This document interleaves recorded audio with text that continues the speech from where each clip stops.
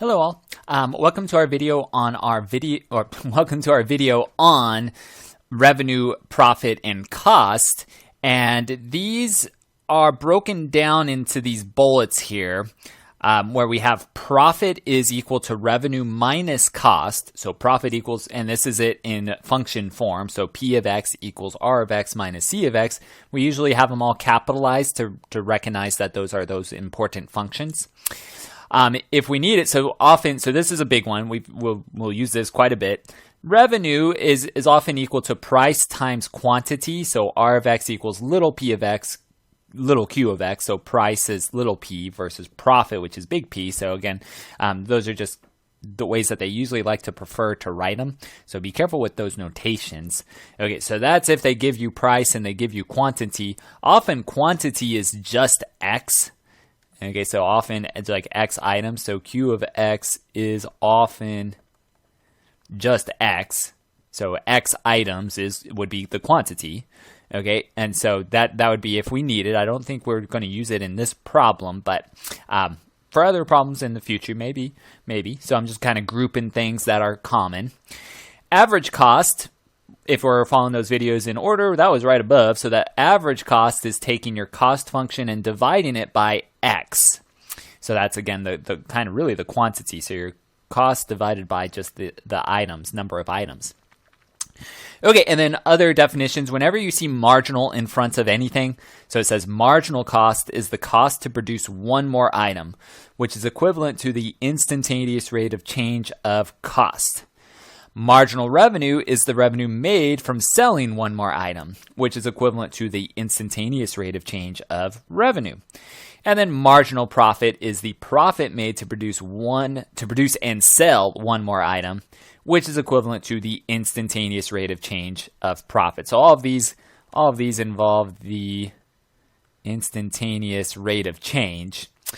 All right, and anyway, so it's just a way that we say to produce or to sell or to cost or to make profit on one more item. All right, anyway, so let's see how it works in this scenario. So in example 10, we've got the cost in dollars to produce X widgets is given by C of X equals 2X plus 10, while the revenue for selling X widgets is given by R of X equals E to the 0.5X. Let's find the marginal profit at X equals 10 widgets. We'll use a calculator with values of H close to 0 to do this. Okay, so it says the cost in dollars to produce X widgets is here, while the revenue for selling is here. So find the marginal profit. Well, really first, let's just find profit, because we need profit to find marginal profit. So the profit function is your revenue function minus your cost function. And so we've got our profit function, and our revenue function is equal to, or our profit function is equal to, our revenue function right here is e to the 0.5x. Now, just like with any substitution, and you can still color code it like I have been doing, I think it's useful because especially the minus is often forgotten. So if you just go ahead and just put in the parentheses as kind of habit, it can really save on some mistakes. Okay, so if I plug in my cost function, 2x plus 10, it looks like this. And then now I could distribute the negative. So our profit function is e to the 0.5x minus 2x minus 10. Okay, so be careful with those parentheses. If you don't use them, you might leave that as a plus 10, which would be wrong. Okay, anyway, so there's our profit function. And then they wanted the marginal profit. Okay, so marginal profit is really the instantaneous rate of change of the profit, which is our limit as h goes to 0. Again, usually we use f of x plus h and f of x, but since we're using profit, let's do p of x plus h minus p of x over h. And then we're going to plug those in, or we're going to plug 10 in to it. So at x equals 10. So notice we typically change that into a number for these scenarios. Okay, so we've got this is equal to the limit as h goes to 0 of the big P, and then they say 10. So 10 plus h minus P of 10 over h. All right, and then now I'd want to plug those in to our functions. Okay, so let me use my colors again. So this in blue. So I have here is our profit function. I'm going to just kind of cloud it. That's our reference. So I need to sub out those x's for the 10 plus h. So then we've got this limit becomes, okay, so in the blue, I'm going to plug my x's as 10 plus h in. So I have e to the 0.5 10 plus h minus 2 times 10 plus h minus 10. Like that. And then we have minus, so I needed a bigger fraction, minus, and then let's do this one in red, the p of 10. Okay, so I'm plugging 10 into those x's. So I have e to the 0.5 times 10 minus 2 times 10 minus 10. Okay, and I still didn't keep it long enough. There we go. All over h.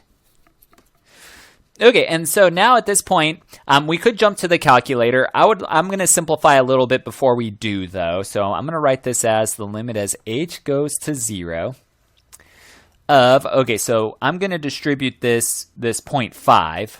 Okay, so this becomes e to the, so this 0.5 I'm distributing. It's staying as a power, though. So 0.5 times 10 would be 5. And then 0.5 times that would be 0.05h, or 0.5h, like that. Okay, still has a power. And then now I'd want to distribute the negative 2. So I have minus 20 minus 2h. And then I still have minus 10. And then in the red, okay, so I went to black ink. Let me at least put that in the blue parentheses. Okay, so minus. Okay, so and in the red parentheses, I'll use black ink still inside though. Okay, so let's simplify this. This is e to the 5 minus 20 minus 10. Let's just go ahead and say minus 20 minus 10 is minus 30. Okay, so I didn't really need that big old one. That's okay though. Okay, and then let's see what we've got inside to simplify a little further before we jump to the calculator. So it's really just practicing simplifying, which is really big for us in these, a lot of the problems in calculus.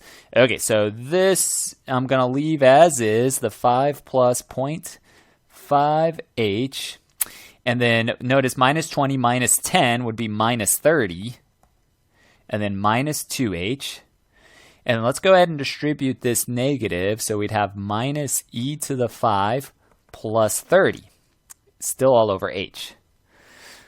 Okay, so it looks like I could do one last thing here. And then we can use our calculator. So I've got the limit as h goes to 0 of, okay, so the minus 30 and the positive 30, these cancel. Those zero each other out. And so it looks like we'll have e to the 5 plus the 0.5h, still all as a power, and then just minus 2h after, and then minus e to the 5 after that, all over h. Okay, so this is what I want to plug into the calculator. Okay, so this one, it doesn't simplify like our other scenarios that we've had with these limits, where usually we can cancel an h out. Like in this problem, like there's the h's that get canceled. Okay, so sometimes with these more complicated functions, it doesn't work out the same nice way, and that's where we have to use our calculator. Okay, well, I'm going to use the Desmos graphing calculator. And what we need to do, remember that this prefers x, so it really just means whenever you have your expression, so I've got this h expression, I really just want to try to plug in x instead. Actually, sorry, let's use the scientific one. I think that's going to be better. So sorry, let's just go to the scientific one. Okay, so with that, now is where, okay, so instead of graphing, I didn't really want to graph anyway. With this equation, I am going to plug this in, but we're just going to let h equal something small. So let's go 0.000001. Okay, so I'm going to do 1, 2, 3, 4. I'm going to do 5 zeros for those h's when I start to plug it into my calculator. Okay, so let's get our calculator going so I could see it. Let's try to get them all in view. Okay, so I think that's pretty close. Oop, lost it.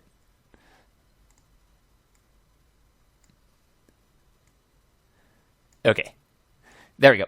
Okay, so now I'm going to plug this expression in, and when you do this, use the parentheses, so the whole numerator, let me go back to that, the whole numerator is going to be in parentheses, and then we'll divide by h, and if it helps, you can even put that in parentheses. Okay, so what we've got is, let's find our, now on this, you can just type in E, it knows E, so E on the keyboard is E. I forgot my parentheses though, so let me get my parentheses first, and then E. And then let's raise it to a power of the 5 plus, oops, nope, let's go back. So let's use a parenthesis up there too. And then now we'll do it 5 plus, now it kept it there, so I wanted to make sure it matches. And then 0.5 times, now the h we're saying is 0.12345, and then parenthesis on that. So far, and then I'm going to use my arrow key just to move down. And then I have minus 2 times 0.12345. So make sure it's the same number of zeros, and then a 1. And then after that, I have minus e to the 5. And then parenthesis, oops, wrong spot again, so careful. Let me move the arrow first, and then now parenthesis. Okay, so I think everything's looking good there, and then now I need to do division by point. So the h is 1, 2, 3, 4, 5, and 1. And there we go, 72.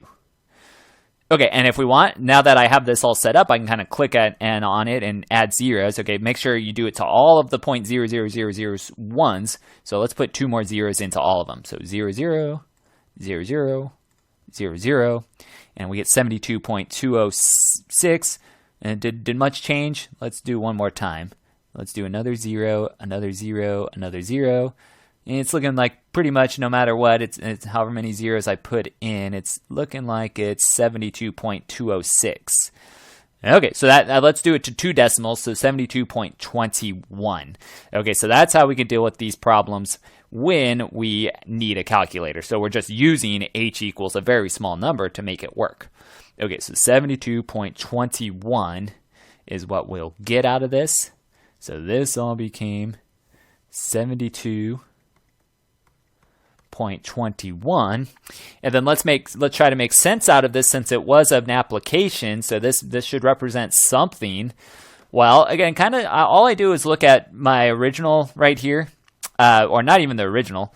Not the whole thing. Really, just the top is something involving profit. Okay, so that means it's in dollars probably. Why does it say in dollars? So the cost is in dollars, and we'll assume the revenue's in dollars. So that means the profit is also in dollars. Okay, so this means this is $72.21. There we go, $72.21. And that was the right number. Let me check one more time. Don't want to look foolish there. The last thing I did. Yeah, 72.21. There we go. Okay, so $72.21 per item. Okay, so this is going to be the profit. So we'll write it out one more time. But let's get that per item. Okay, so let's put that. So that's the very, very brief interpretation of it. Let's put it up here as a final answer. So okay, so the marginal profit